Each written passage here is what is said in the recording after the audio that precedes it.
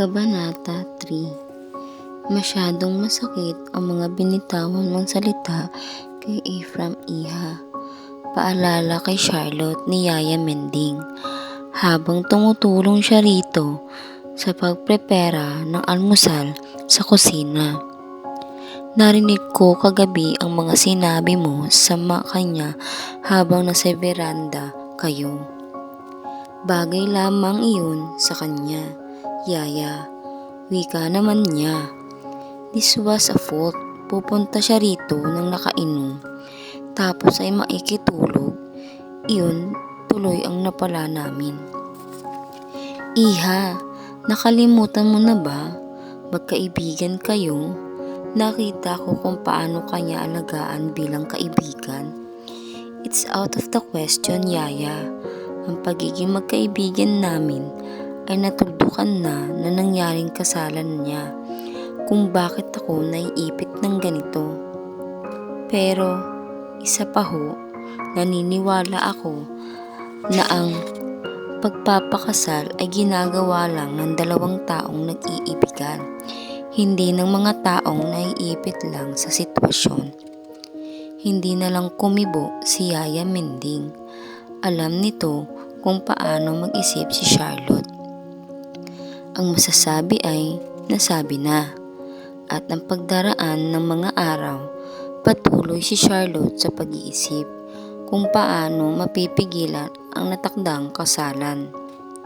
Ano ang gusto mong baguhin sa design na ito, Iha? Tanong kay Charlotte ni Aliyah habang mataman niyang pinagmamasdan ang trahe de boda na nakalatag sa kama. Wala po akong gustong ibago, wika niya, na hindi tumingin dito. Sigurado ka, Iha?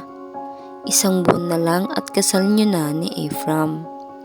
Sigurado po ako. Bueno, ano man ang gusto mo, sakali ay sabihin mo lang, ha?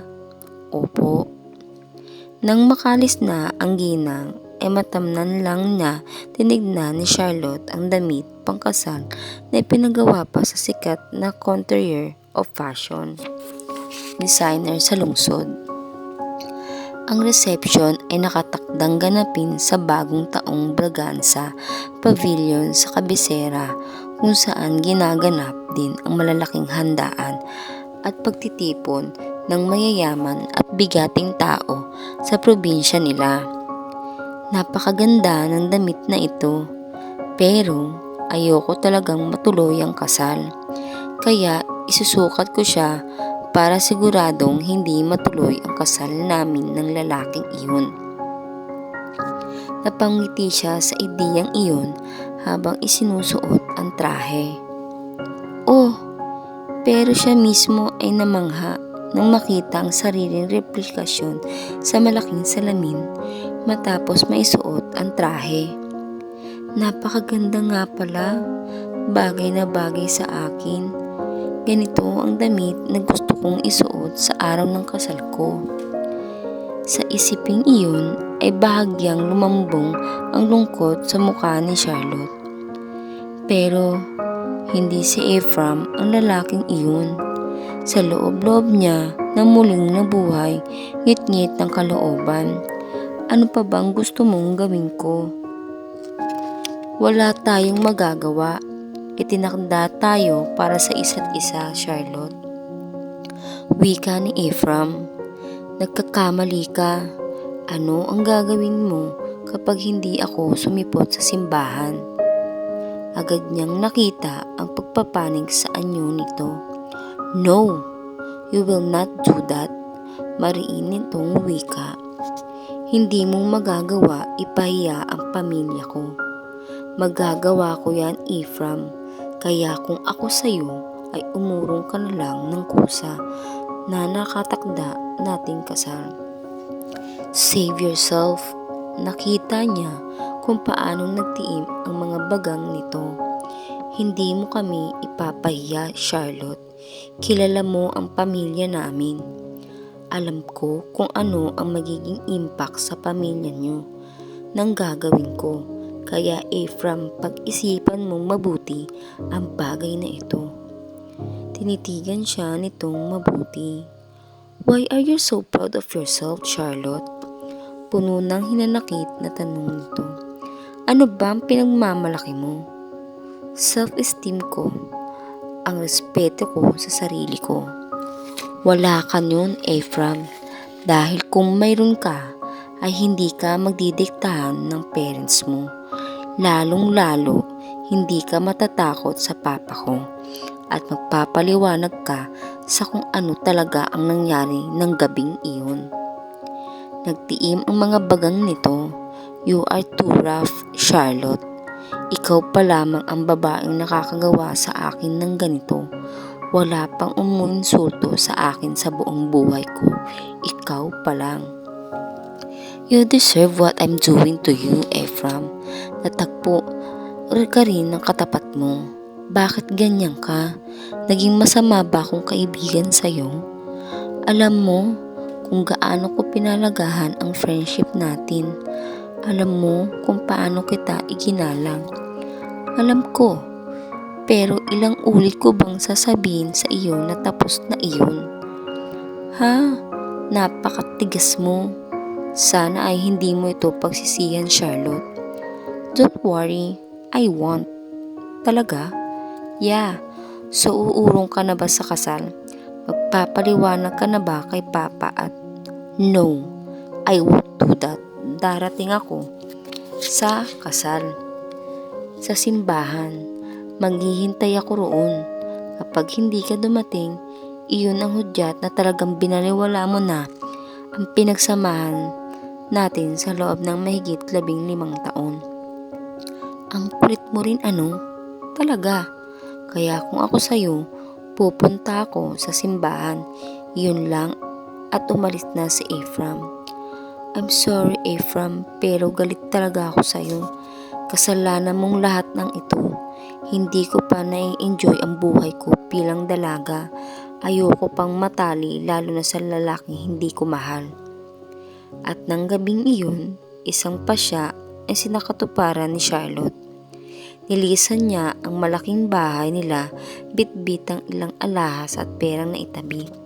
Lalayo siya bago pa man sumapit ang araw ng kasal niya. Kahit paano ay ayaw naman niyang maibilad ng husto sa kahiyaan si Ephraim kapag hindi niya ito sinipot sa simbahan. Kahit na third year college niya na, ay hindi pa rin madaling maghanap ng trabaho, Charlotte. Wika ng roommate niyang si Anna. Hindi niya kakayanin kumuha ng apartment kaya na pinagtiyagaan niya ang ganoong kalagayan sa boarding house na iyon. Para silang sardina sa loob ng isang silid. 4 sila roon at 3,000 ang binabayaran nila kasama ang pagkain, tubig at kuryente. Malapit nang maubos ang pera ko, Ana. Worried na wika niya. Baka naman pwede ako roon sa opisina ninyo. 2 buwan mahigit na siyang nag-apply ay hindi pa rin siya natanggap. Mayroon siyang mga nakasabay na sikat na school nagtapos pero hindi naman natatanggap lahat. Napagtanto niya kung gaano kahirap ang buhay. Walang bakante roon, Charlotte.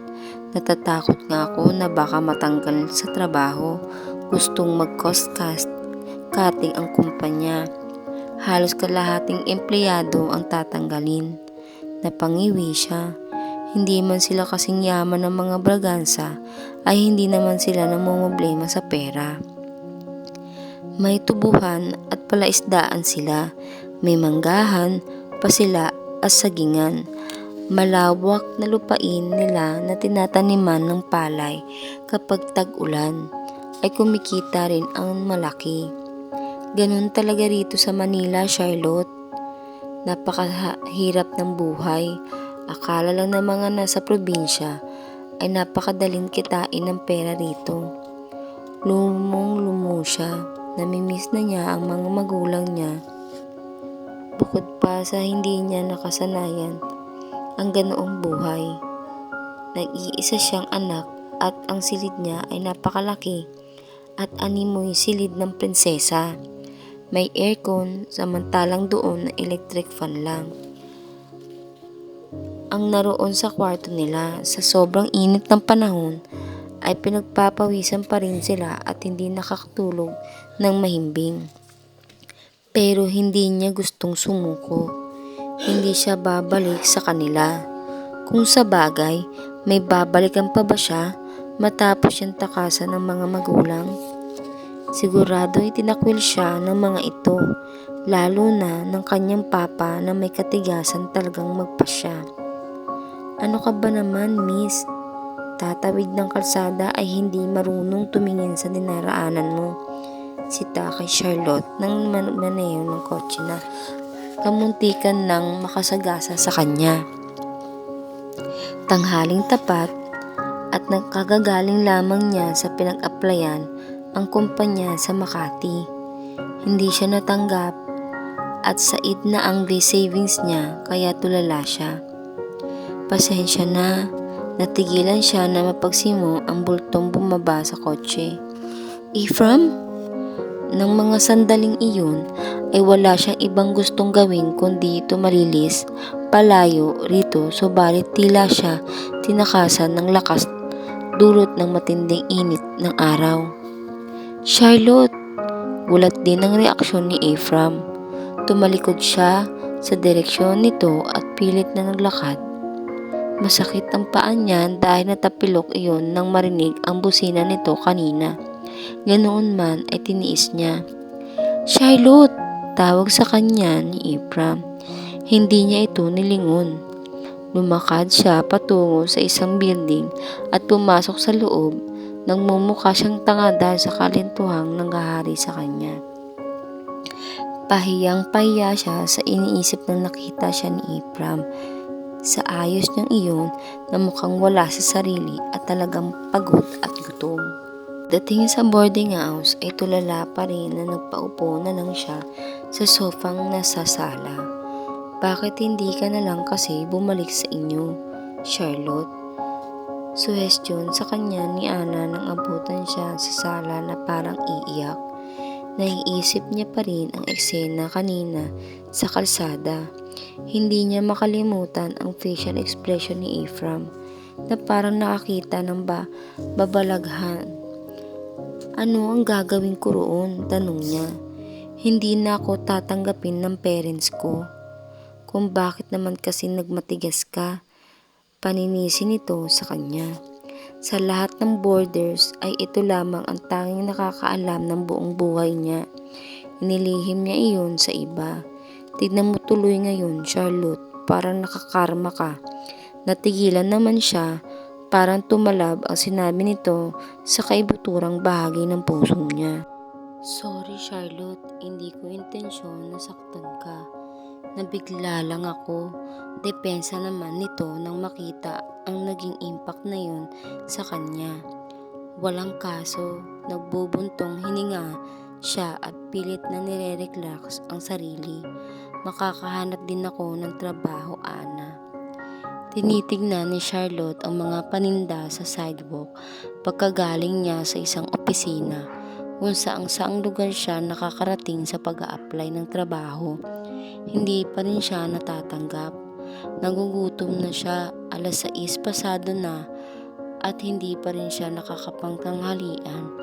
Natakam siya sa mga pagkain kanyang nakikita kung nasa kanila siya ay kapayagan siya ang parents niya na bumili ng mga pagkain sa tabi-tabi. Pero iba ang sitwasyon niya, kabilang na siya sa mga taong kung tawagin ay mahirap. Hindi mo malalaman ang kahalagahan ng isang bagay hanggat hindi mo ito nawawala sa iyo.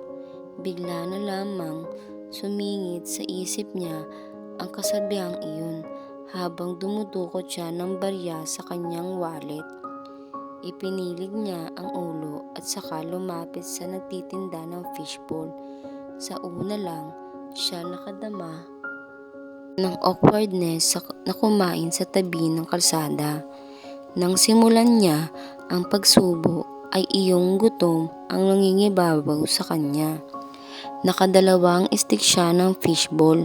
Bumuli rin siya ng itlog na pugo. Sarap na sarap siya sa pagkain na tumigil sa tapat niya ang pamilyar na kotseng muntikan na niyang mabitawan ng stick. "Charlotte!" tawag sa kanya ni Ephraim. Nakababa ang bintana ng kotse nito at nakasungaw na ang muka. "Saan ang way mo? Sumakay ka na." Kahit naman nasa ganun siyang kalagayan ay nagimabaw pa rin ang pride niya. Pagdating dito, matigas siyang umiling at naglakad papunta sa dinadaanan ng mga bus. Sumakay siya sa unang bus na huminto kahit hindi niya nakita ang signboard na iyon. Pero kahit papano ay sigurado na iligaw niya si Ephraim. God, ano bang pagkakataong ito? Sa lahat naman ng taong makikita ko, bakit siya pa? Ano na lang ang sasabihin niya? Baka sa mga sandaling ito ay pinagtatawanan na niya ako. Bahala nga siya sa buhay niya.